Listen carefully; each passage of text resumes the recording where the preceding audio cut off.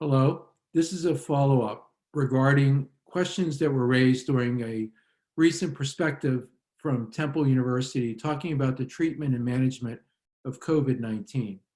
The next several minutes will be devoted to talking about issues regarding diagnosis and triage, respiratory management, and the use of medications to treat patients with COVID-19. So let's first start with diagnosis and triage. One of the questions raised was, how are COVID-19 patients managed?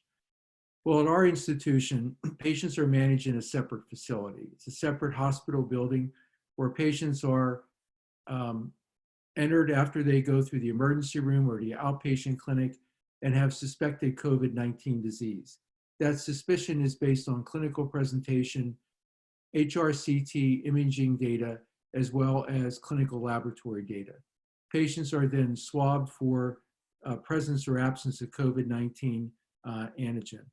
If patients are found to have HRCT or clinical findings that are suspicious of COVID-19, patients are admitted to the facility if they need to be admitted or sequestered at home and isolated until the results of the nasopharyngeal swab occur. In patients that are brought into the hospital, they're managed in separate units, either a general medical floor or an intensive care unit area if the patient's medical condition requires.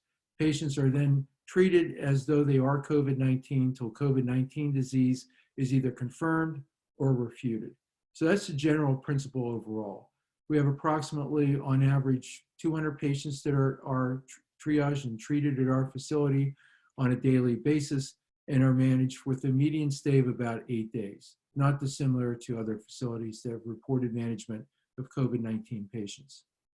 How are the patients triaged? Well, the patients, like I mentioned before, are triaged based on clinical data, their symptoms, as well as their HRCT imaging. HRCT imaging has been pivotal for our triage and diagnosis as well as management of patients with COVID-19 disease. If patients have evidence of COVID disease on imaging, such as ground glass opacities, peripheral consolidations, then the patients are considered to be COVID-19 positive, regardless of what their nasopharyngeal swab shows. The reported sensitivity of a nasopharyngeal swab is about 62 to 64%, and the likelihood of it being positive depends on the stage of the disease, that is, when the patients present after when they became infected. Later on in the stages of the disease, 2 to 3 weeks later, the nasopharyngeal swab sensitivity decreases because of the lack of presence of the virus in the nasal secretions. It's more found then in the lower respiratory tract, where sputum or bronchoalveolar lavage may be positive, but those tests are done on an infrequent basis. How's the HRCT used in diagnosing COVID-19?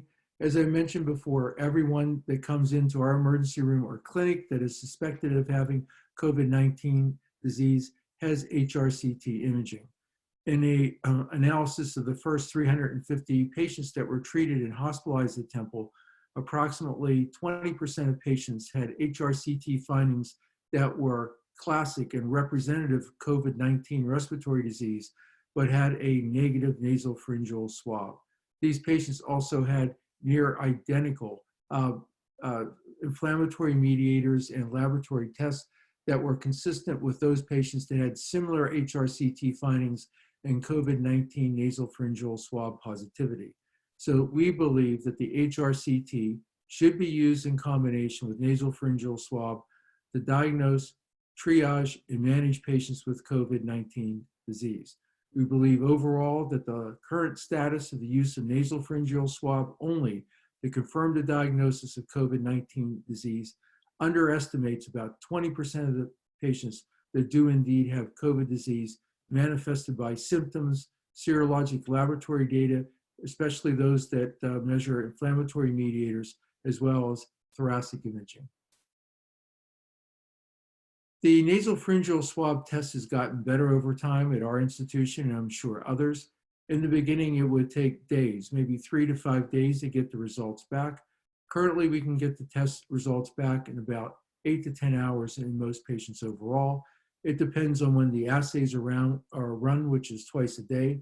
and the number of assays that can be done on any separate run, which is about 90 on each run. So the availability is better, but as I mentioned before, the nasopharyngeal swab is not perfect and tends to underestimate patients who do have the disease because of the timing of the presence of the virus that's found in the nares after the patient presents with the infection, and also the quality of the swabbing that is done. If you've had swabbing done, you know it's not the most pleasant thing. It's uncomfortable, and some patients actually have refused even to undergo the test. Is it safe to say that nasopharyngeal swab is likely a false negative?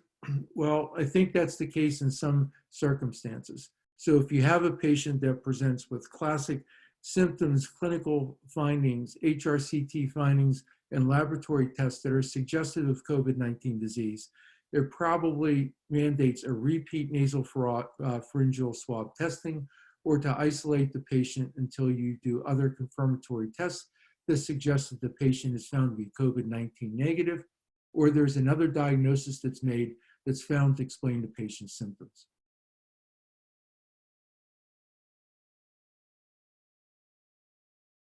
Are biochemical markers useful in patients with suspicion of COVID-19 and nasal swab negative? Well, the most helpful test results would be presence of IgG or IgM antibodies, specifically IgM antibodies in the early phase of the disease.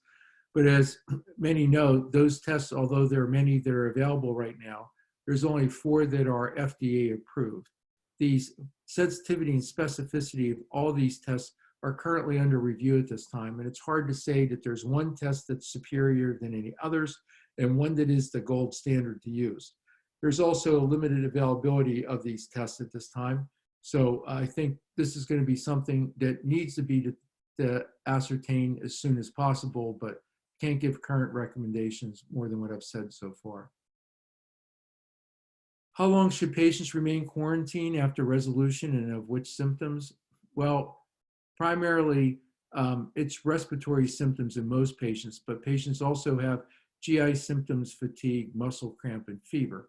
We really ask patients to be quarantined 14 days after they're discharged from the hospital, which would equate to, if it's an outpatient, about 14 days after they've had the diagnosis and after their last symptoms have occurred. Although the absolute time that's needed to keep patients quarantined after resolution of the symptoms isn't really known. From the best results we have from experience in Asia, patients were quarantined for 14 days after diagnosis and had 2 nasopharyngeal swabs negative before patients were allowed to enter into the public domain. Are we seeing patients with recurring infection of COVID-19? And if so, could it have been a different strain? We've seen patients more likely to probably relapse with the disease who are discharged home. We've seen that in a minority of subjects. We've seen it approximately a half a dozen times in about 1,500 discharged patients. In these cases, patients seem to have improvement based on clinical symptoms, resolution of fever for at least 48 hours, improvement of chest X-ray findings of parenchymal involvement, as well as improvement in their complaints of dyspnea, as well as improvements in oxygen saturation. However, some of these patients, as they've returned home and in self-quarantine, had a recrudescence of their complaints of dyspnea and shortness of breath.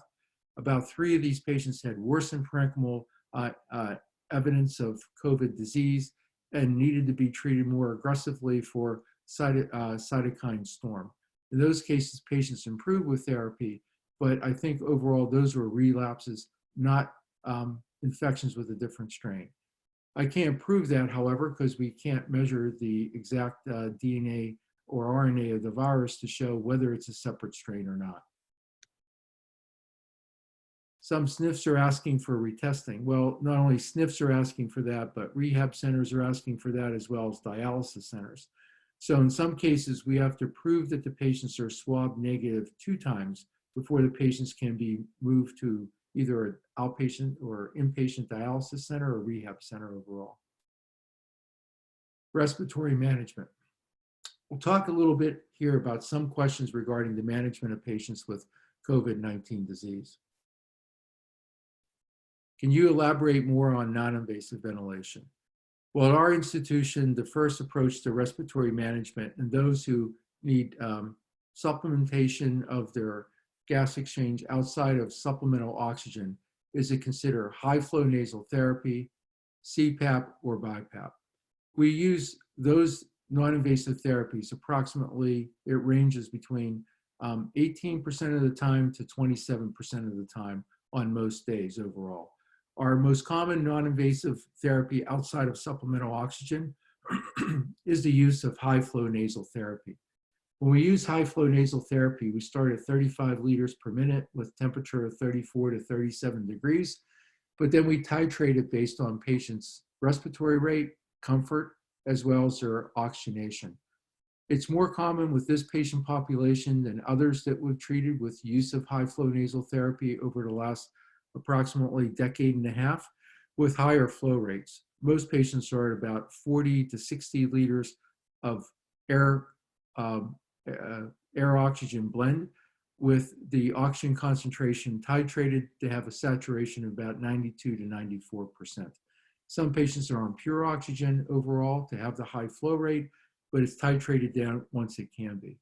In our institution, we believe that we've decreased the need for intubation for patients that present with hypoxemic respiratory failure with high flow nasal therapy about 65 to 70% of the time.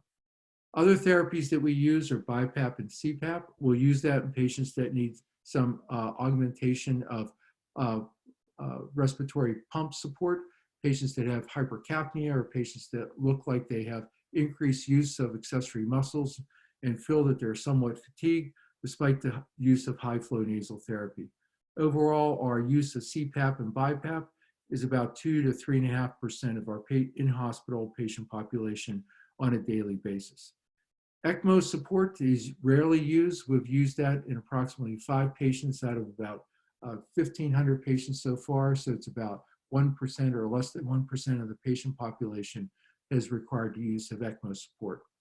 If patients exhibit parameters that are in need of invasive ventilation by conventional criteria, then patients will be intubated and placed on intubation and positive pressure ventilation with ventilation settings, which we'll discuss in a subsequent slide. So we just went through that. When should patients be intubated to prevent oxygen toxicity? I'm not sure I would intubate patients ever to prevent oxygen toxicity.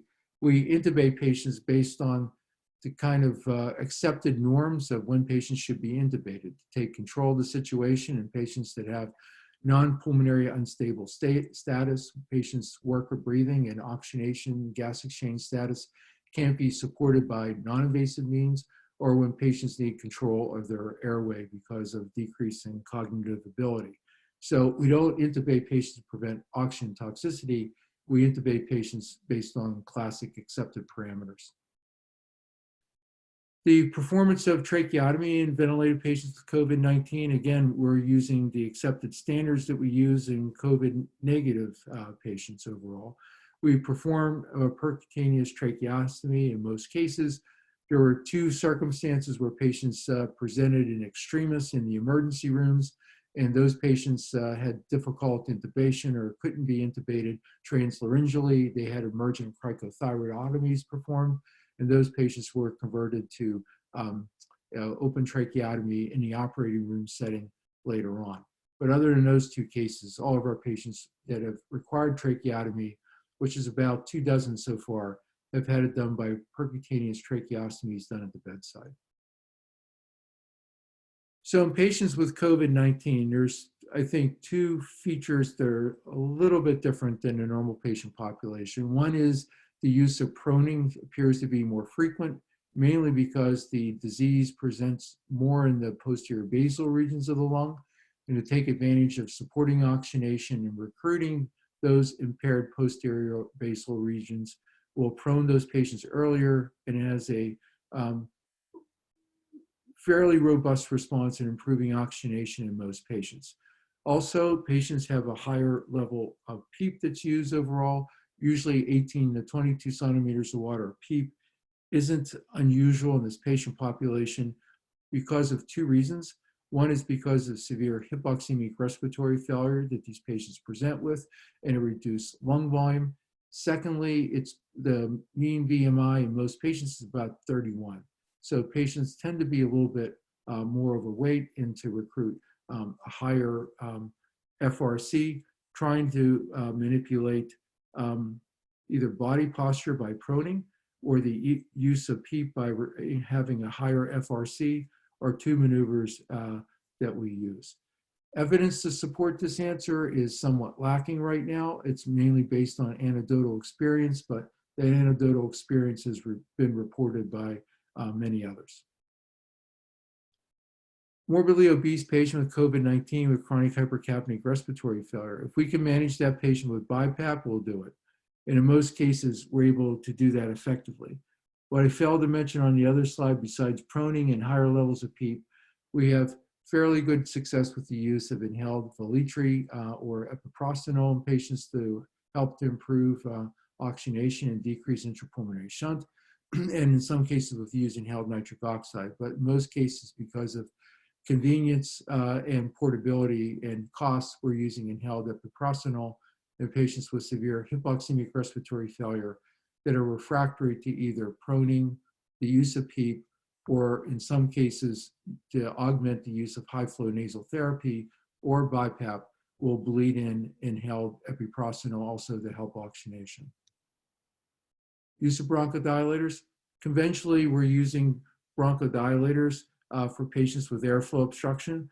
We'll use DPI or MDI with the spacer, but in some cases where patients don't respond to that or are intolerant of that kind of delivery route, we'll use nebulized long-acting beta agonists and muscarinic antagonists that can be delivered on a twice daily or once daily basis to decrease the amount of time that the respiratory therapist or nurse might have to go into the room and be exposed themselves to patients that are infected with COVID-19. There's been much made about the disparities between PO2 on ABG and pulse oximetry and patient symptoms overall with COVID-19 disease. This is really anecdotal overall, the silent hypoxia that people talk about with this disease. In most cases, from what I've seen, the patients that have symptoms correlates well with the hypoxemia. I think in some cases, if patients are more sedentary, they can have lower saturations with the movement than what they would realize that may be contributing to their symptoms because they're pretty sedentary overall.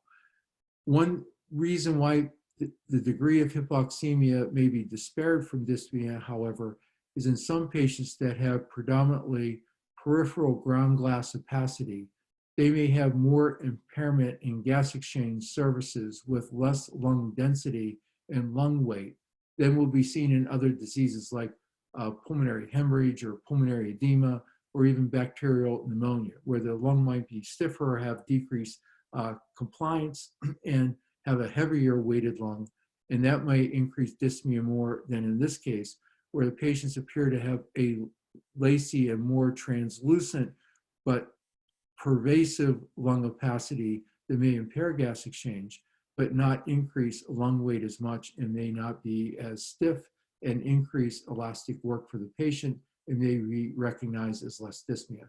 That's all conjecture overall. We don't have good data to support this notion. Medications to treat COVID-19. How are anti-inflammatory agents used? Well, I think the management of COVID-19 can be broken down into two major categories. One is respiratory and whole body support. And the second is the use of anti-inflammatory medications to treat the lung and cytokine-induced storm. Those anti-inflammatory medications may not only be used for the lung, but the multi-system organ involvement of COVID-19 that also affects the hemopoietic system, the cardiovascular system, the musculoskeletal system, as well as vascular and renal organs. If you look at the anti-inflammatory therapies that can be used, the use of short course corticosteroids has been advocated by some. but not by others, but it is available and is at hand, and short courses for short periods of time have been suggested to improve the inflammatory state. Other more potent anti-inflammatory agents are being studied right now. Interleukin 6, interleukin 1 antagonists, as well as GM-CSF antibody therapy and interleukin 33 are all being studied to see if they can decrease cytokine storm that's associated with COVID-19. There has been some preliminary reports of the benefits of use of anakinra, either sub-Q or intravenously, or the use of tocilizumab, and some ad hoc retrospective analysis that's been conducted by colleagues in France as well as in Italy. But prospective randomized controlled trials are still underway, looking at the role of those therapies. I think the other main pillar of treatment is the use of anticoagulation. The increased clot burden in these patients has been reported, but both VTE as well as arterial clot with loss of limbs in some patients without prior atherosclerotic or vascular disease. So I would put into the kind of like the scheme of what medications are used routinely or should be considered in patients with COVID-19 are respiratory support medications and therapies, the use of anti-inflammatory therapies, glucocorticoids and interleukin antagonists, GM-CSF antagonists, and in the third arm would be the use of anticoagulation. Hydroxychloroquine, azithromycin, plasmapheresis, other immunosuppressants. Well, use of plasmapheresis is limited overall. We don't routinely use that in our institution. There has been some acknowledgement to use plasmapheresis with separate filters that maybe could absorb the chemokines and cytokines that are released with COVID-19, but there hasn't been any published reports about that. There has been conflicting data about the use of hydroxychloroquine or chloroquine with or without azithromycin on decreasing viral loads. Some studies showing reduction in viral shedding, others showing no benefit. There's been more recent retrospective analysis that have been performed in VA population with the use of hydroxychloroquine or hydroxychloroquine plus azithromycin showing no benefit, but a suggestion of increased mortality with the use of these agents in retrospective review in a VA population. And there's been a recent report in New England Journal from a large single center study, also retrospective review of an observational study of the use of hydroxychloroquine in subjects with COVID-19 versus those without, showing no difference in outcome in terms of need for intubation or mortality overall. So I would say right now that hydroxychloroquine's role in the management of patients with COVID-19 infection or hospitalization is still without any evidence support its use. There are prospective trials that are currently undergoing, and maybe that should shed some light. I think what is clear, however, that the use of hydroxychloroquine or azithromycin in the outpatient setting, either or in combination, or hydroxychloroquine alone, in the COVID-19 population needs to be considered carefully, because there is evidence in general hospitalized patients with COVID-19 or those in the intensive care unit that the QCT will increase and prolong in patients that are given hydroxychloroquine, even more so in those given the combination of hydroxychloroquine and azithromycin. And if the QCT is long to begin with, it will even get longer with the use of either of these two agents. So I think there's some caution to use hydroxychloroquine and azithromycin in combination or hydroxychloroquine by itself in the outpatient population who are at risk with QTC prolongation to begin with, or on other medications that could increase that.